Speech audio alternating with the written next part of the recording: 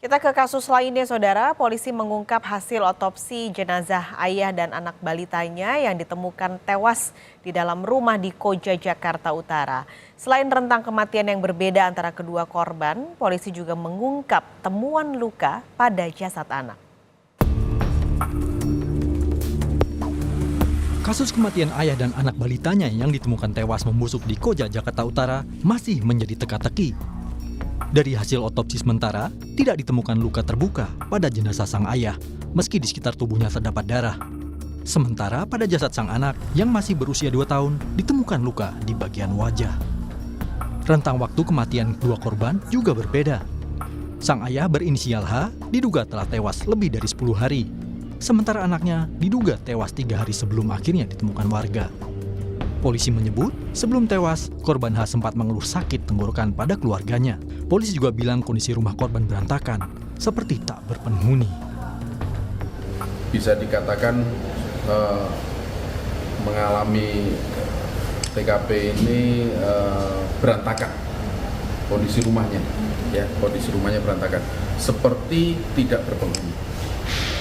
Tetapi ketika masuk TKP ternyata ada mayat, ada jasad. Kematian dari korban bapak-bapak tadi adalah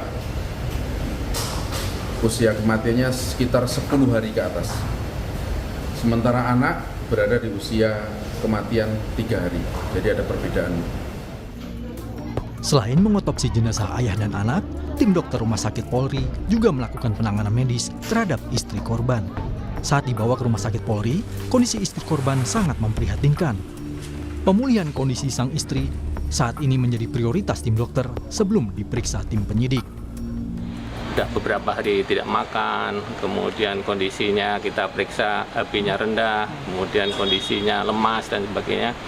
Mungkin dalam beberapa hari ini baru penyidik bisa meminta keterangan daripada istrinya. Ini kan baru perawatan ya. Jadi dari penyidik belum ada permintaan untuk pemeriksaan barangkali kejiwaan.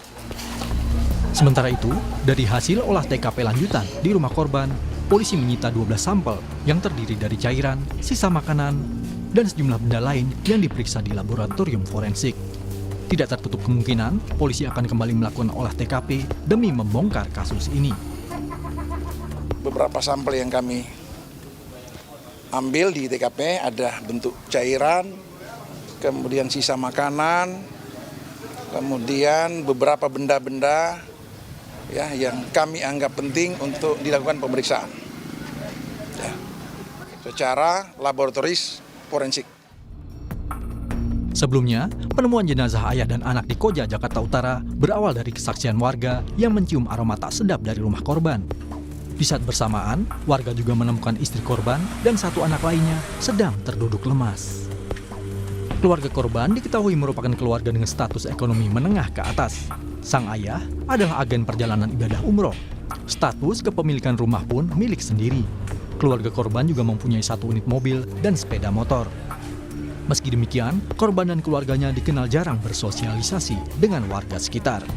Tim Liputan, Kompas TV, Jakarta.